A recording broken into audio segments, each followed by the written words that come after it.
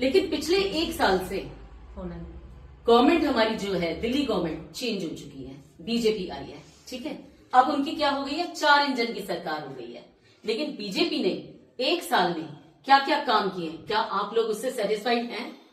नहीं। देखिए क्या है, क्या उन्होंने जो प्रॉमिस किए थे कि हम हर महीने महिलाओं को 2500 रुपए देंगे, तो क्या उन्होंने 2500 रुपए दिए? नहीं आए, किसी के अकाउंट में नहीं आए। अभी वृद्ध उसकी भी शुरू नहीं हुई है पेंशन। उन्होंने बोला था कि हम विधवाओं को और वृद्धों को, सीनियर सिटीजन को पेंशन बढ़ा के भी देंगे और रेगुलर भी देंगे। तो क्या हमारी पेंशन आनी शुरू हुई? कोई बड़ी कोई नई पेंशन लगी? नहीं लगी। अभी हम हमें बढ़ाना चाहते हैं पर नहीं लगी। नहीं, कुछ भी नहीं हुआ। तो मतलब नाकामी हुई। एक साल में बीजेपी ने जो जो प्रॉमिस किए थे सब में नाकामी हुई। तीसरा, उन्होंने बोला था कि हम सिलेंडर देंगे, फ्री देंगे। साथ ही साथ उन्होंने बोला था कि हम सस्ते करके देंगे। क्या आए हमारे पास सिलेंडर फ्री और सस्ते? उल्टा बढ़ गए, ठीक है। सिवर वगैरह का कितने बड़े इश्यूज है। आज हर गली ऐसा लगता है कि जैसे बाढ़ आई हुई है। पैर ऊपर करके कैसे निकलना पड़ता है, कितनी दिक्कत आती है। हम सब लोग कितनी मुश्किल से निकल रहे हैं। क्या हम सेटिस्फाइड हैं कि हमारे सिवर साफ हुए हैं? नहीं हुए। मतलब इतना गंद मच चुका है कि हमें अपने घरों में रहने में भी दिक्कत आ रही है। हमारे घरों के अंदर ही सिवर का पानी आ जाता है। कितनी दिक्कतों का हम लोग सामने करना पड़ रहा है। तो एक साल में हम ये सिवर भी नहीं साफ कर सके। आती है एजुकेशन की बात। क्या जो गवर्नमेंट ने बोला था कि हम फीस कम करेंगे, उल्टा क्या हो गई? 20 से लेकर 80% तक हर स्कूल की फीस बढ़ गई। आपको मालूम है एक नया इंसिडेंट हुआ, एपीजे स्कूल ने साकेत के अंदर उन्होंने इस बार कुछ बच्चों के रोल नंबर ही रोक लिए। उन्होंने कहा कि आप लोगों ने फीस बढ़ा दी। उन्होंने ब्लैकमेलिंग करनी शुरू कर दी कि अगर आप हमारे को फीस नहीं दोगे हम आपको रोल नंबर नहीं देंगे। अभी 3-4 दिन पहले की बात है। उसके अगले दिन ही हमारा क्या था, बच्चों का बोर्ड का पेपर था। जैसे ही हमारे अध्यक्ष को पता चला, सौरभ भारद्वाज जी को और आम आदमी पार्टी को, हम लोग सब वहां पर पहुंच गए थे।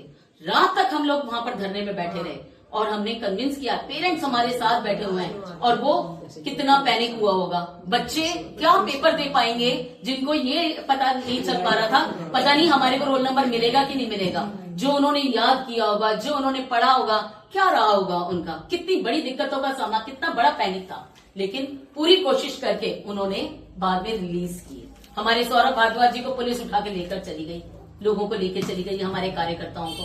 लेकिन क्या है ये सब चीजें? क्या भाजपा ने हमारे साथ ये प्रॉमिस किया था कि हम आके ये काम करेंगे? मतलब एक साल में भाजपा पूरी तरीके से नाकार हो गई, ठीक है। तो अब हमारे को कौन याद आ रहे हैं? हमारे सीएम अरविंद केजरीवाल जी। क्यों? उनके टाइम पे पेंशन आती थी, उनके टाइम पे फीस कम हो गई थी, उनके टाइम पे 20,000 लीटर हमको पानी मिलता था, 200 यूनिट हमें बिजली मिलती थी, दवाइयाँ। अब हमने 18,000 रुपए का पानी का बिल भरा है। अब भरा है। अच्छा, क्या हॉस्पिटल में दवाइयाँ हैं? मोहल्ला क्लिनिक बंद कर दिए, टेस्ट ही नहीं होते। तो हमारे टाइम पे क्या होता था, जब आम आदमी पार्टी थी, फ्री टेस्ट होते थे, दवाइयां सभी डॉक्टर्स के पास, मोहल्ला क्लिनिक थे। हम जगह जगह मोहल्ला क्लिनिक खोल रहे थे। अब उन्होंने क्या किया? मोहल्ला क्लिनिक ही बंद कर दी। अच्छा, एक नई चीज और बताती हूँ। हमारी जो एमसीडी की डिस्पेंसरीज थी, उनको उन्होंने क्या नाम दे दिया? आके नई तो नहीं बनाई, आयुष्मान आरोग्य सेंटर नाम दे दिया। मतलब आप हमारी ही एमसीडी का नाम बदल रहे हो, ना वहाँ डॉक्टर्स, ना वहाँ दवाइयाँ। तो फिर आपने किया क्या? नई नई चीजें आपने बनाने का इतना प्रॉमिस किया था, कुछ भी नहीं हुआ। तो मुझे तो वाकई यही लग रहा है, एक साल दिल्ली बेहाल, याद आ रहे हैं केजरीवाल। तो आप लोग, मुझे लगता है कि सब सेटिस्फाइड हैं। तो आने वाले टाइम पे आज एक चीज और बोलना चाहूंगी। 1 तारीख को हमारी जंतर मंतर पे, इसी के लिए हम लोगों ने एक प्रोटेस्ट रखा हुआ है और मैं चाहती हूँ कि हम सब मिलकर 1 तारीख को उस जंतर मंतर में चलें। 11 बजे हमने पहुंचना है। सारी सुविधाएं हम देंगे आपको, बस हमारे यहाँ से जाएगी। जो जो चल सकेगा, मैं तो चाहूंगी सब चलें और बताएं कि हमें केजरीवाल वाकई बहुत अच्छी तरीके से याद आ रहे हैं। बीजेपी ने हमारा जितना प्रॉमिस किया था सब में फेल हो गया। तो मैं आप लोगों से एक उम्मीद रखूंगी कि हम 1 तारीख को जंतर मंतर चलेंगे और याद दिलाएंगे कि भाजपा सरकार काम करो, नहीं तो केजरीवाल जी को लाओ। नहीं, पहले लोग कहते हैं सीवर की प्रॉब्लम थी, बोलते थे मंदिर वाली गली है जिसमें कि लोग सीवर के पानी में से निकल के जाते हाँ, हैं। मंदिर के बताइए आप, पीछे वाली गली जो है क्या सीवर की हालत हो रखी है। डेली मंदिर जाना होता है, कीर्तन में डेली कीचड़ में से जाते हैं डेली। मंदिर के आगे बुरा हाल है। मंदिर के आगे बुरा हाल है, सीवर से निकल के हम पानी में से निकल के जाते हैं। और वो ब्राह्मण वैसे कहते हैं बीजेपी के हम लोग हिंदुओं के हिंदुत्ववादी हैं, और वहां पर देखिए जी हिंदू जो पंडित है वो उन गंदे पानी के पैरों को साफ करते हैं, पोछे लगाते हैं। बिल्कुल सही। आप बताइए क्या स्थिति बना रखी है सीवर की, क्या हो गया अभी तक इतने सालों में भी क्या कर दिया, कुछ नहीं किया। मैडम जी, मोहल्ला क्लिनिक का नाम जब इन्होंने भगवान के नाम पे रख दिया तभी समझ जाओ भगवान भरोसे चलना है।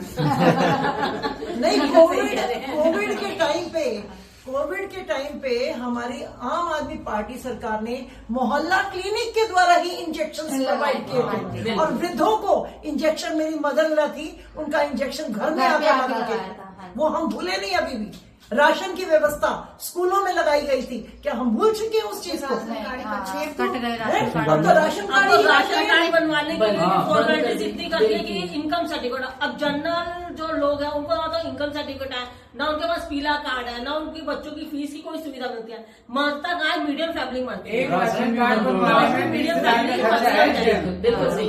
एक ऊपर एमसीडी है वो नहीं दे रही है, एसडीएम ऑफिस में जाओ 2000 फीस है। देखिए, हम लोग जो है पढ़े लिखे लोग हैं, गरीब जागरूक लोग हैं, हम पढ़े लिखे लोग हैं, अनपढ़ नहीं है। हमें सब पता है कि क्या चीज हो रही है क्या नहीं हो रही, और फिर भी हम अगर आंखें बंद करके बैठेंगे तो क्या फायदा है, मुझे बताइए। मेरे तो फादर लोग है, डेथ सर्टिफिकेट नहीं बन रहा, 2 साल हो गए हैं, अभी तक नहीं बना। अभी तक नहीं बन रहा है। बताओ। वो डेथ सर्टिफिकेट के लिए हमें इतने चक्कर काटने पड़ रहे हैं, कभी राजा गार्डन, कभी झंडे वाला। मुझे बताएं। मुझे अपनी बेटी की फीस भरनी थी बीटेक के लिए, तो इनकम सर्टिफिकेट बनवाने की नहीं बना मेरा, हाथ के मुझे अपना मकान सेल करना पड़ा अपनी बेटी की पढ़ाई के लिए, जिसके लिए मैं भी आपको बता रही जॉब के लिए।